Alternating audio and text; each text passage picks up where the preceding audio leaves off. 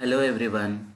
In our today's class, School Organization and Management, we are going to start new topic that is Subunit 2.3 Qualities and Competencies of Teacher and Professional Ethics and Code of Conduct. So, what are the qualities and competencies of teacher? So here there are some qualities and characteristics of an ideal teacher. So the following are the characteristics of an ideal teacher. Let us discuss those characteristics one by one. The first one is teacher character. If the teacher becomes an embodiment of right conduct in thought, word and deed, the students by their association will learn virtue and develop many qualities. What do you mean by embodiment? So if the teacher becomes an embodiment of right conduct in thought, okay, like is a embodiment is nothing but a visible form of an idea or a quality or a feeling. So if he is an embodiment of right conduct, thought, word and deed means in his actions, the students by their association will learn virtue means the true qualities, values and facts and develop many qualities. They can be humanized and can live and act like normal human beings. They can become thoughtful, concerned, and courageous. Okay, so if the teacher character is such, the students develop the thoughtful and concerned and courageous. So next one, after the teacher's character, the teacher's personality. Every teacher every teacher must have a good personality. Okay, radiant and pleasing. Radiant means like shining and glowing brightly. How he has to shine and glow brightly? With his knowledge, information and skills. Okay, radiant and pleasing and impressive personal appearance and refinement, pleasant manners, industry, enthusiasm, drive, initiative, open-mindedness and etc. So radiant means he must be bright and shining with his knowledge, information and skills, and his personality must be impressive and appearance and pleasant manners. Okay, he must follow the pleasant manners so that it should reflect in the students. And he is a industry. What do you mean by industry? Industry is nothing but he is the person of the process of information. Okay, information generation, knowledge, skills and all. And enthusiasm should be there in the teacher so that he should teach the students with enthusiastically. And he is a person of initiative. Okay, he must take initiative for each and every step and action. Okay, for in not only teaching learning activities, in all other aspects, so that the students get motivation. And open mindedness, he must have a broad minded personality. Okay, so that he can make the students in such and are some of the traits of an ideal teacher. Okay, so these all are the traits. His personality should be radiant, pleasing, impressive. Okay, pleasant manner should be there. Okay, enthusiasm, initiative, broad-mindedness, these all are the some of the traits or characteristics of an ideal teacher's personality.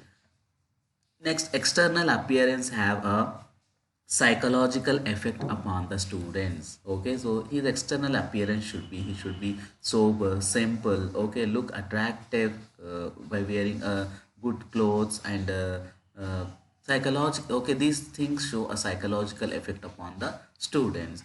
And by attracting appearance, he can win the love and affection of his students and can command respect. Okay, his appearance should be attractive. He should be in such a way that he should gain respect and love from the students.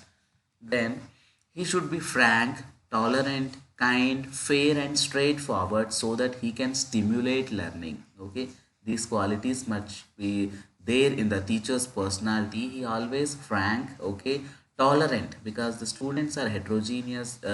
They do most of the things, so the teacher must be tolerant and kind, fair and straightforward so that he can stimulate learning.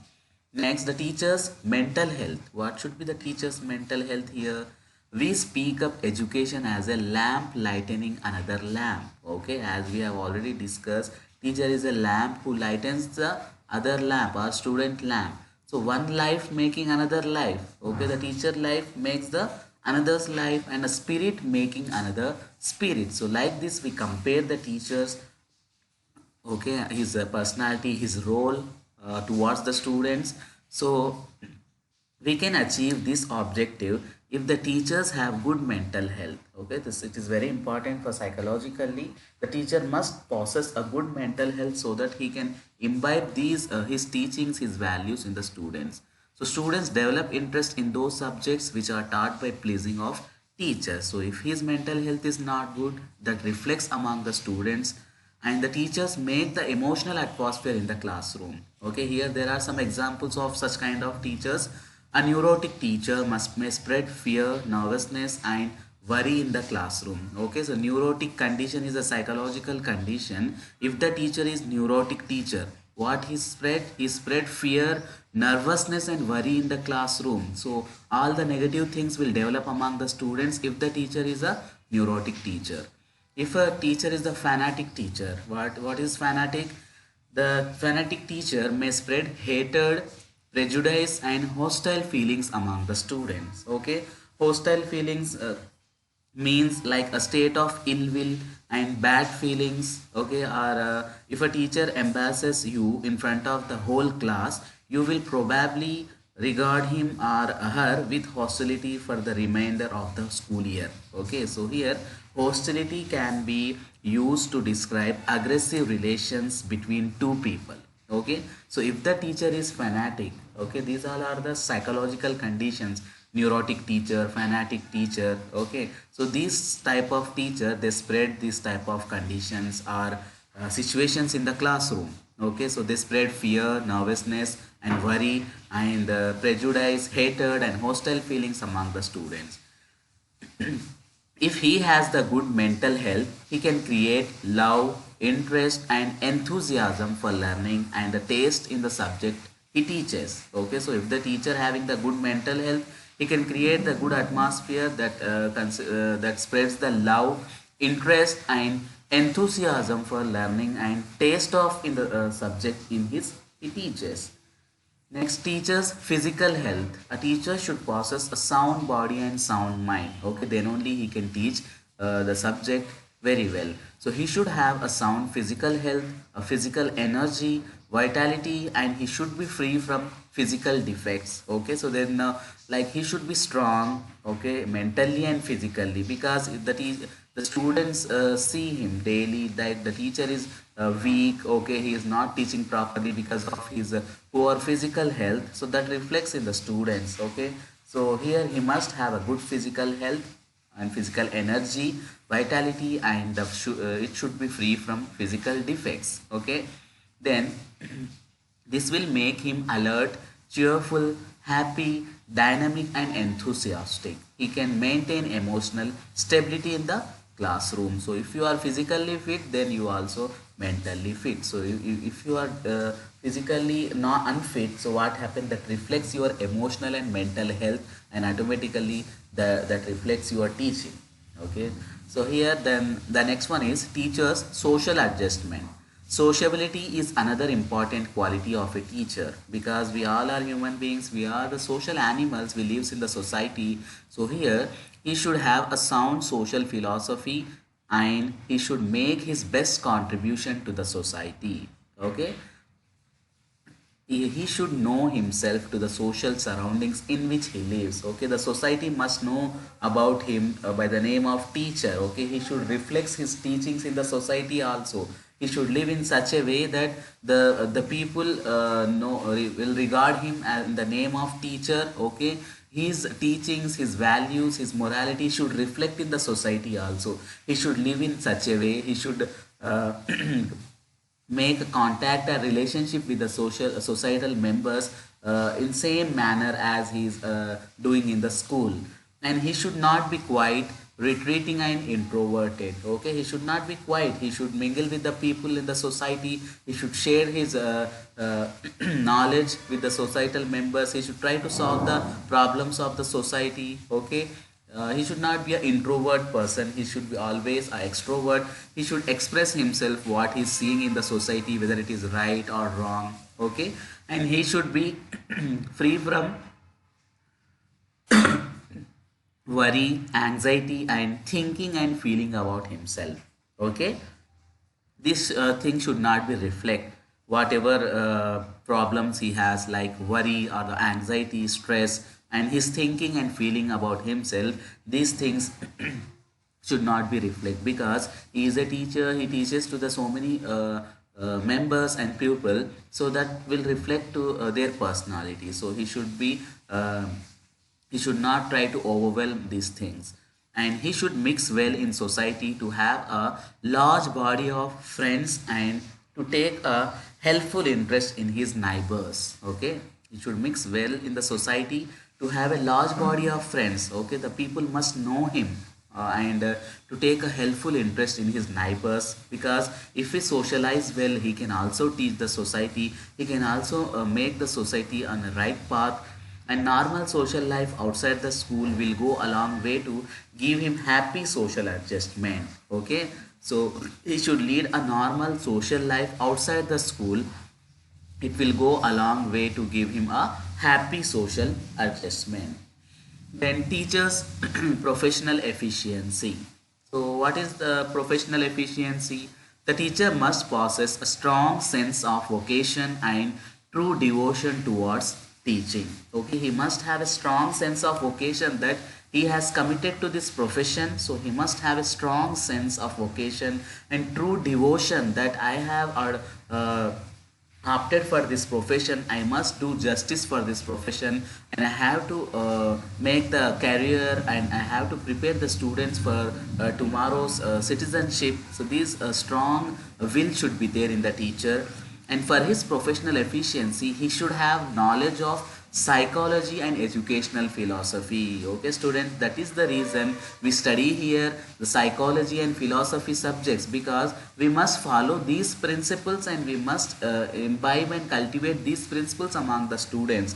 This philosophy and psychology shows directions and give guidance to the teachers how to taught the particular subjects to the students. Okay, so this psychology and educational philosophy aims, contents, and methods and materials of instruction, skills and interest in teaching. These are the subjects which shows direction and which gives guidance to the teacher how to teach or taught a particular subject. So until and unless a teacher must have the knowledge of psychology and philosophy, he cannot teach the other students. Okay, so he must have the knowledge of this educational psychology and philosophy, and he must possess a fair knowledge of current affairs about his own country and other countries of the world, because he can relate the subject matter with these current affairs wherever it is required and necessary, because the teacher must update himself with the current affairs where. Okay, because the most of the topics which we are teaching in the subject are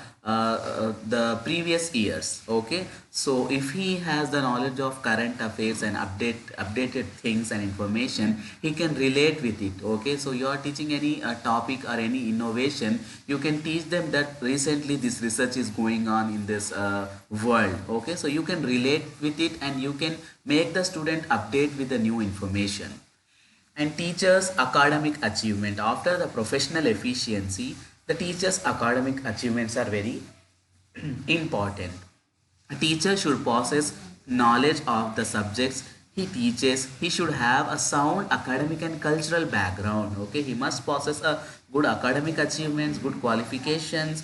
The teacher must have the required professional training, without which he will commit serious pedagogical blunders. Okay, he must have the good qualification in his subject as well as professional training such as B.Ed and M.Ed. He must have the knowledge in those teacher training sub courses, so that otherwise what happen, he will do the blunders in pedagogy. Okay, like teaching learning activities, the strategies he adapt to teach the students, the methodology he used to teach the students, or the things he used to transact the teaching learning activities, he do blunders in these things.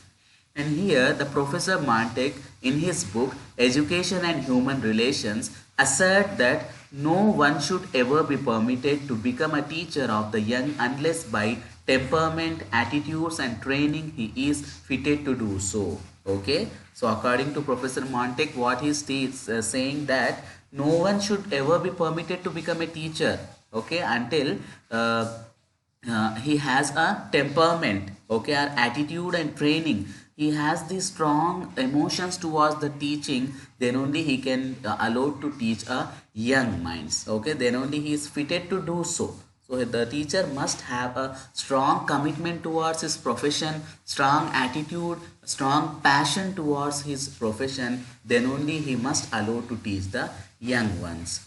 Okay, students, and teaching is no doubt a profession. Okay, we consider teaching as a profession, and so when we speak of the teacher as a professional man, it is essential that he should undergo necessary training to know the art of teaching. Okay, so it is when we are saying it is a professional profession, so we must undergo a professional training. Without professional training we cannot teach the students. So, we cannot follow proper guidance of the pedagogical principles. So a teacher must undergo the professional training, and thus for a successful teacher, second, academic achievement and professional training are highly essential. Okay, so this is very highly essential. A teacher must undergo the professional training and teacher training programs so that he can become a good and efficient teacher. So students, in today's class we have discussed these qualities and characteristics of an ideal teacher. In that we have discussed teacher's character, teacher's personality, teacher's mental health, teacher's physical health, teacher's social adjustment, teacher's professional efficiency, and teacher's academic achievements. So these all are the very important characteristics of a teacher. If you want to become a good teacher, you must follow and you must possess all these things, these characters and traits in you. Okay, hope you understood and hope you follow these all characteristics in your teaching career. Okay, thank you.